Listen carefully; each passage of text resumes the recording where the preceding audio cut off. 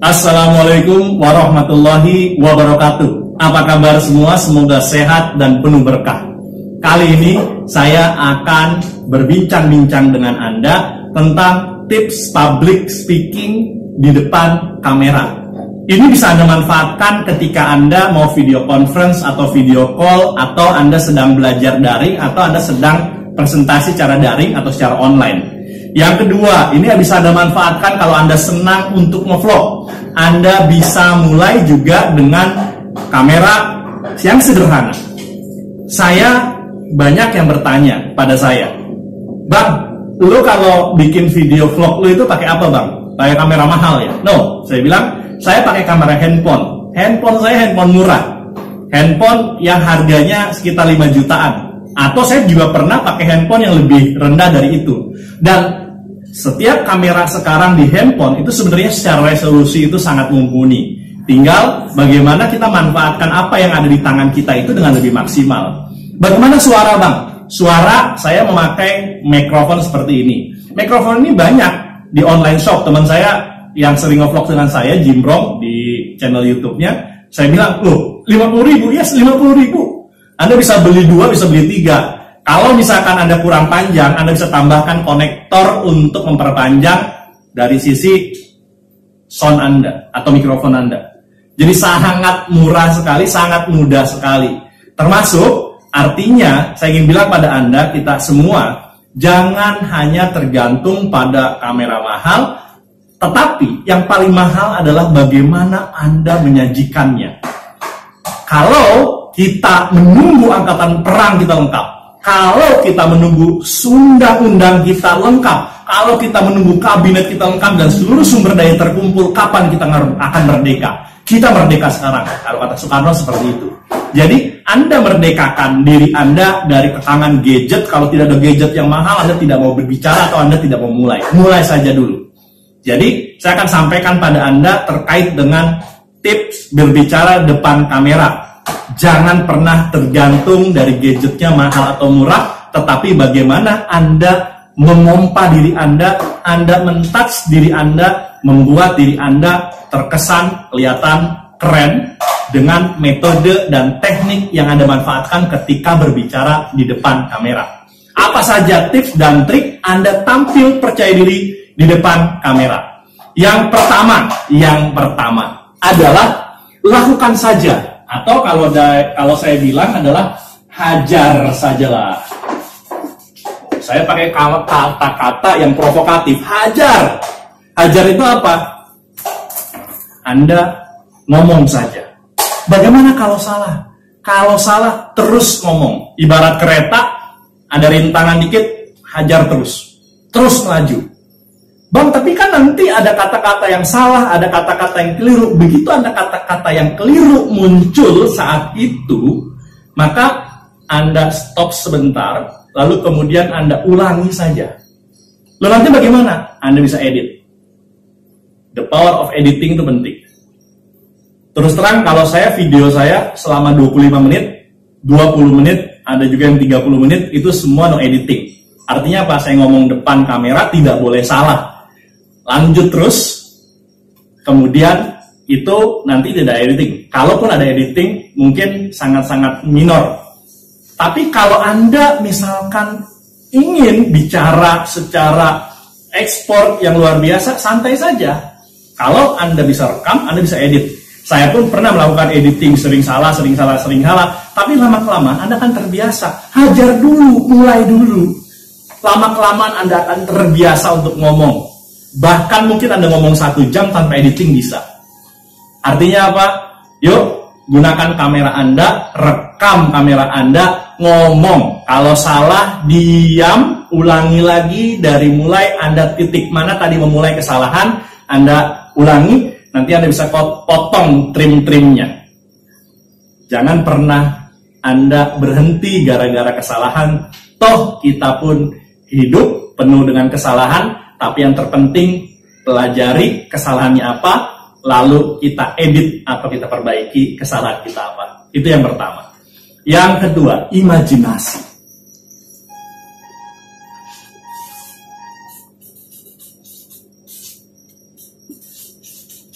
Imajinasi.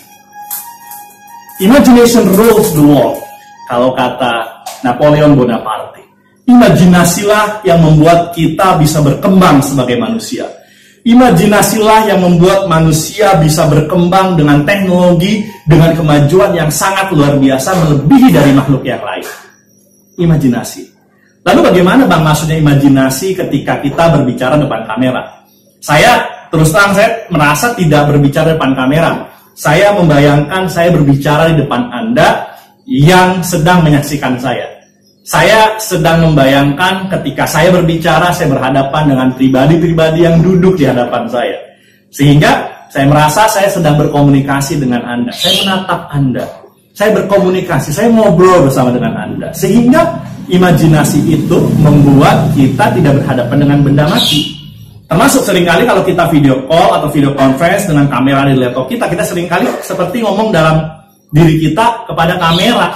Padahal yang kita omongkan adalah pribadi yang punya jiwa yang bisa menikmati obrolan kita. Jadi, gunakan imajinasi kita sedang bicara one on one, heart by heart. Dan Anda bersama saya tersatukan dalam kesatuan konsentrasi dan imajinasi yang sama. Sehingga kalau saya mengimajinasikan saya sedang berhadapan dengan Anda, maka yang terbicarakan keluar dari mulut saya adalah sesuatu yang mengalir seperti layaknya Anda sedang menyaksikan saya ngobrol berdua dengan Anda atau dalam satu forum yang sama, satu ruangan yang sama. Imajinasi. Kemudian yang ketiga adalah apa? Yang ketiga adalah Anda kuasai materi Anda.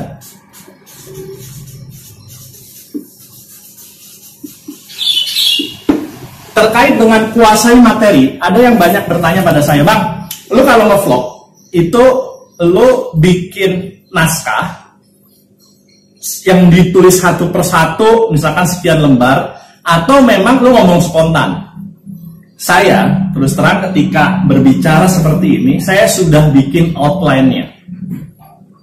Kira-kira poin-poin apa yang saya mau bicarakan pada Anda? Pada setiap poinnya, kata kunci apa yang mau saya utarakan pada Anda? Itu kalau saya berbicara seperti ini.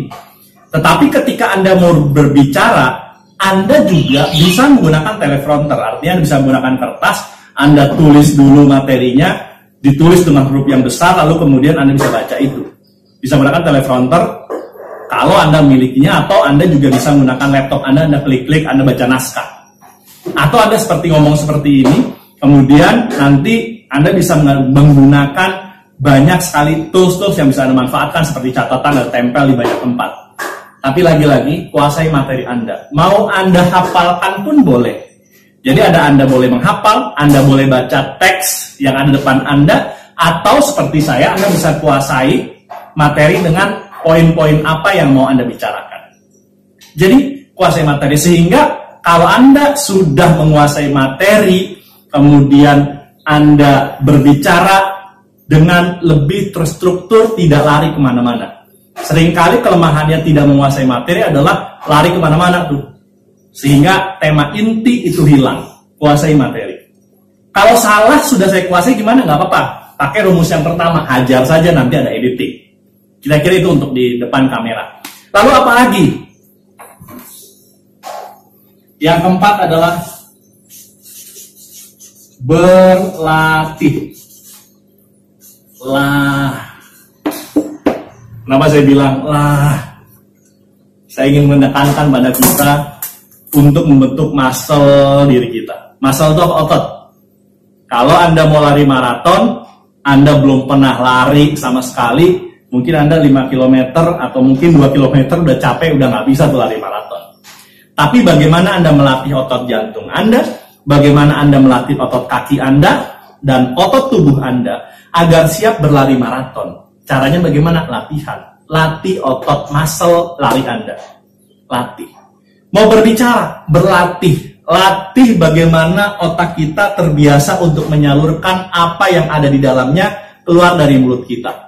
Pasti akan capek, pasti akan lelah, pasti akan menemui kesalahan, tapi dengan berlatih, maka Anda akan terbiasa membentuk otot Anda dan Anda akan semakin terampil. Anda biasa lari hanya kuat 2 km, Anda akan jadi 5 km, akan ada 10 km, bahkan maraton 40 km atau ultramaraton. Lagi-lagi, dulu awal saya sering ngomong salah depan kamera. Kalau ngomong depan orang mungkin sudah terbiasa. Tapi depan kamera ngomong 2 menit itu kesalahannya bisa 10. Saya catat kesalahan ini. Akhirnya udahlah ganti. Kemudian saya tag video lagi. Sampai bikin tag video tuh nge-tag video atau ngambil video sampai 10 kali barangkali baru 1 video yang terjadi. Dan itu pun tengah-tengahnya harus selalu penuh dengan editing. Sekarang saya bisa berbicara 20 menit, 25 menit, 30, bahkan 1 jam tanpa kesalahan yang berarti dan tanpa perlu editing. Video yang Anda akan saksikan nanti tentang bagaimana tips dan trik berbicara depan kamera, semuanya tidak ada editing. Materi terkait dengan tips public speaking dari poin 1 sampai sekian belas yang sudah tayang di dalam YouTube saya, semuanya no editing. Saya pasang kamera, saya ngomong, kemudian saya langsung upload. Ada kesalahan? Pasti. Ada kekurangan? Banyak. Tetapi lama-kelamaan itu juga proses. Dulu ngomong 1 menit salahnya 2 kali, ngomong 3 menit bisa 10 kali salah. Tetapi sekarang kesalahannya semakin lebih minim dan sudah terbiasa. Berlatih akan membuat Anda terbiasa untuk berbicara di depan siapapun, di depan forum apapun, termasuk di depan kamera yang statis, karena kita sudah berimajinasi. Yang ke-5, berbicara yang keras, bicara lantang,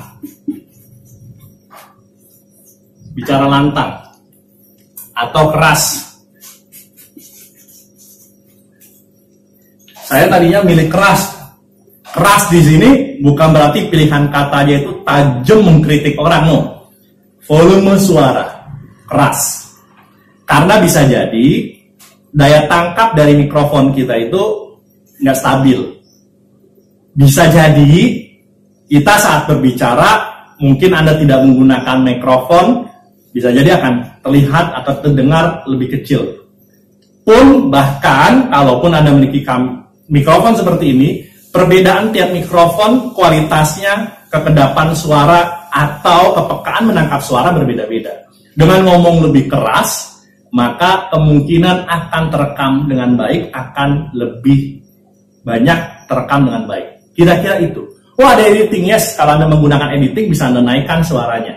Tapi ada juga yang tidak bisa mengedit, atau tidak punya kemampuan mengedit, atau malas untuk mengedit. Dengan suara lebih lantang, maka Anda bisa lebih suara terdengar, lebih nyata, lebih jelas di depan kamera Anda atau di dalam kamera Anda. Lebih keras. Konsekuensinya memang akan terlihat lebih capek Anda, yes. Tetapi lama-kelamaan karena Anda berlatih di poin sebelumnya, maka Anda akan terbiasa untuk berbicara lebih keras. Suara saya ini kecil. Kalau suara Anda kecil, maka pastikan moncong dari mikrofon Anda, dan mikrofon yang Anda gunakan itu cukup sensitif. Dan juga Anda bisa lakukan editing suara Anda, itu akan lebih menyelamatkan. Tapi kalau Anda live di depan kamera untuk video call, video conference, maka mau tidak mau suara Anda harus keras.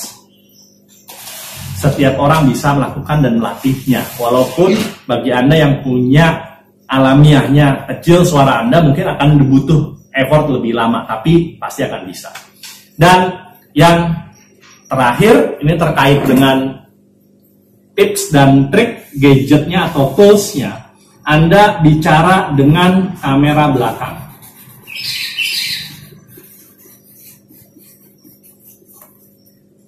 Kalau Anda menggunakan kamera handphone, kalau Anda menggunakan kamera profesional, SLR atau kamera mirrorless, silahkan, Anda kan sudah ada lensanya yang cukup oke. Tapi kalau misalkan Anda menggunakan kamera lensa depan, maka biasanya apa efeknya? Kamera depan itu resolusinya lebih kecil biasanya, lalu kemudian biasanya akan lebih wide.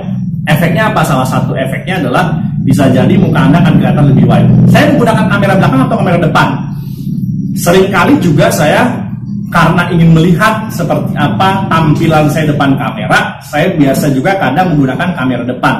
Tapi memang efeknya akan lebih bagus kalau Anda menggunakan kamera belakang. Apalagi kamera belakang Anda dengan dua kamera yang kualitasnya lebih oke. Bahkan sekarang ada yang sudah 3 kamera atau ada yang 4 kamera lensa ya di belakangnya.